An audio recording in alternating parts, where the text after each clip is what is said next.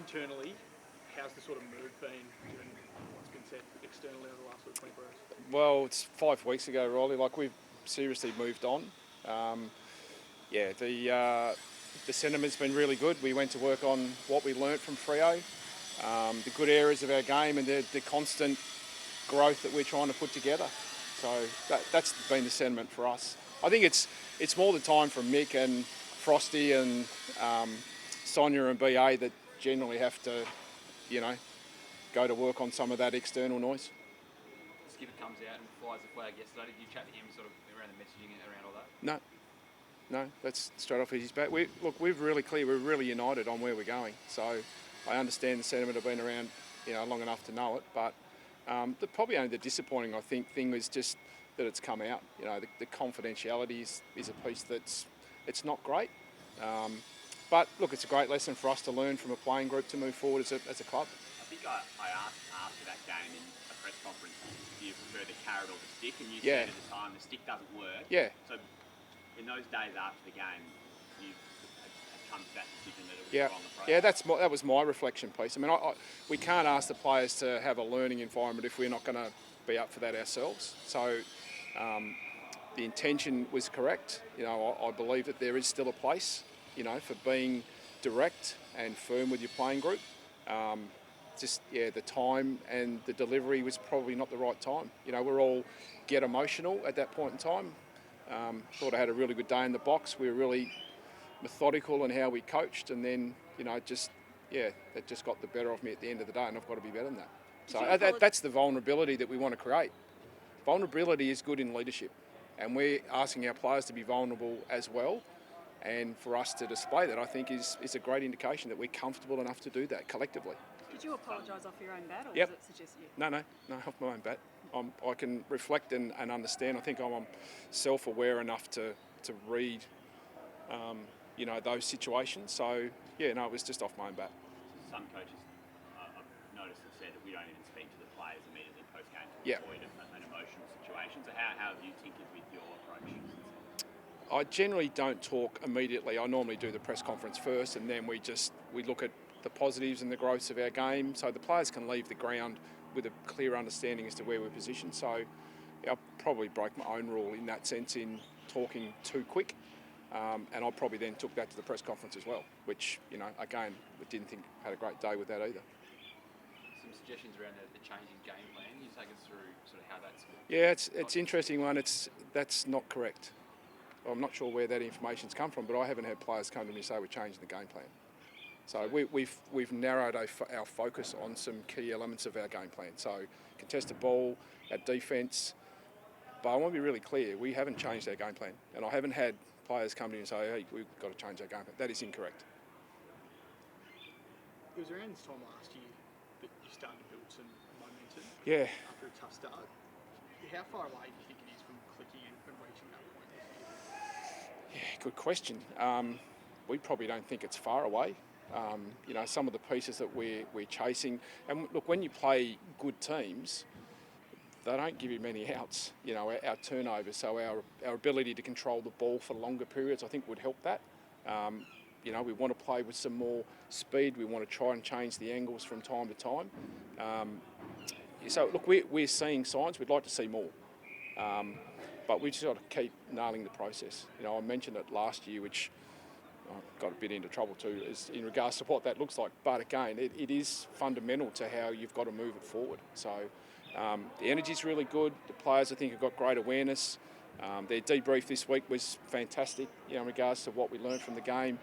So yeah, we're hoping that it's not too far away. The biggest thing for us is to do it quarter in, quarter out.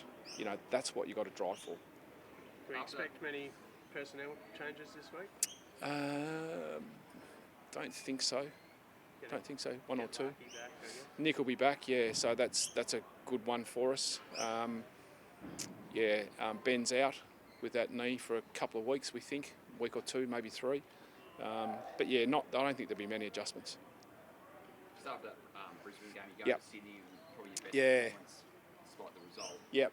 Is it concerning or disappointing or frustrating that it takes sort of that week of recollection after the Brisbane game to produce that, and then sort of it's almost a spur, they need a spur on to come out and play like they did against the Swans? Yeah, I think it's more the frustrating piece for us because we feel like we can deliver the right elements of our game when we get it right. The big piece is the contest around the ground. Our stoppages have generally been pretty good, so when the ball stops and we're able to set up, seems like we're pretty good at that.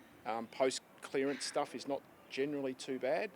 But then in general players where I think we've got to go to work. The off-ball work rate that we've got to get our guys to bring, which helps your defence. And then from defence you can help create your offensive fluid. So, yeah, it was a great response that week. It's frustrating that we haven't been able to replicate that time in and time out, but they are working really hard at training, I'd have to say. The group's really gone to work. It's not through lack of want that they want to get better. Do you find yourself sort of thinking, you go hard after that Brisbane? I know you apologising for Yeah. the week it was. You get that response, sort of where you go to and how you keep getting results, because It's a stick or the carrot though. Again, it's I think our group operates best on the encouragement, the improvement. There's no doubt we're firm, and if guys aren't delivering on what we need from a contested ball, or particularly from a structural compliance perspective, stoppages, then we'll go to work with them, and 3 strikes and you're out. So I think one of the problems, we've talked about this before, is that we probably don't have enough pressure underneath at the moment, just with some injuries. That selection pressure helps that narrative as well. I don't want to harp on it too much. Yeah. The reports are there were some younger players who were left a little bit upset or whatever it may be. Yeah. Is that correct? And is it all Not smooth sailing since? Yeah, not as far as I'm aware. And again, that's part of the reflection piece, is that we've got a mixture of young groups. So, talk to Jack, and the older guys understand. But then I think for me, as a reflection piece, the learning that we've got to get those guys to understand the importance and the consequence of that type of game has got to be better. So I didn't hear of anyone, but I've certainly, this week been very open to, if someone has, then that's fine. But I think the group's moved forward pretty quick. I know we've spoken about this before, but there just seems to be a lack of patience from the outside with your rebuild. Is that starting to frustrate you? Only if we listen to it, I think. And look, you can't help that. And we've said to the players about being really clear internally what we're striving for. Great indication externally. Like, we hit record membership. I can't thank our members enough for their support, not only signing up financially, but when you bump into our members, they are so encouraging around what we're doing. That's the piece that I reckon is a great indicator for us as a footy club as to where we're going. But yeah, we have to balance out the internal and external noise, there's no doubt, and just make sure that we're rewarding and understanding exactly where we're going to. It doesn't mean that we won't tinker our game plan or we won't adapt, it's no point us as coaches asking players to execute something if they can't do it.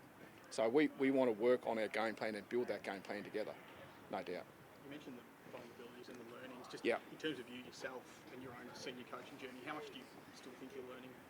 Oh, heaps. Yeah, heaps. I think the experiences that you gain from understanding people in the GM's role, understand your list management piece, I think is really, it helps. But there's nothing like sitting in the hot seat, there's no doubt. So, yeah, I think, I don't know, there's too many days where I get up that I don't feel like I'm learning something and getting better. And I'm very open to the feedback that our players can give you that actually allows you to get better. So I think that's a positive from our side of things. So what Port were able to do in the air last week, Yeah. Ben goes out, how do you address that, or what do you look to do? Because on the outside it looks like Keep the ball off them. Keys short. Yeah, so Josh probably goes back. We probably look at what that looks like. Luke McDonald had a really good game round 1 off half back. We thought he played that role really well, so we've got a bit of experience there. I think there's a balance between defence and attack. If we can attack better and move the ball in and try to keep it in that front half, then that gives, denies the opposition a little bit. Some of our quarters, our first half at Carlton, our last quarter against the Cats, we felt like if we get that right, we can be in the game for a long period of time. So we've just got to adjust that and get our guys to work. So got to win the contested ball like that. It starts there though. Jason Horn-Francis has contract talks on hold. Is that of any concern to you as the coach? No, not as far as I'm concerned. You know, previous experience, I've had a number of players that have had the same discussion with managers, and yeah, they want to sit, and that's fine. Got no problem with that. Illness has sort of got a few clubs. Have you had any dramas this week with illness? No, we've had a previous couple of weeks, just days here and there, but no, touch wood. Was there any significance to the big clap that we heard from inside there? Yeah, Mick goes in and turns the music off. And the boys, that was Benny Cunnington coming back out. Okay. So coming out to do a little bit of training today, so in one of the drills. So yeah, so he's a very loved member of the playing group. So yeah, it'd be nice to see him run around kicking the ball a bit. So yeah, so I'll be out there today for a period of time. Generally? Yeah, it seems to be going well. Yeah, so he's at a stage where he's able to sort of get out and do intertwine with a couple of drills here and there. But yeah, he seems to be going good. So it's good to see him. It's the obvious question the fans want to know. Have you got a timeline on when you No, we still don't. That's the honest truth. It's very much just look, see how you're going, do a bit of running in the gym, head down the farm on the weekend, just relax, see how things come together. We're not in any real hurry, and I don't think he is. So we'll just take our time. So yeah, it's a great question, but we don't have a time frame. I don't want to get locked into anything.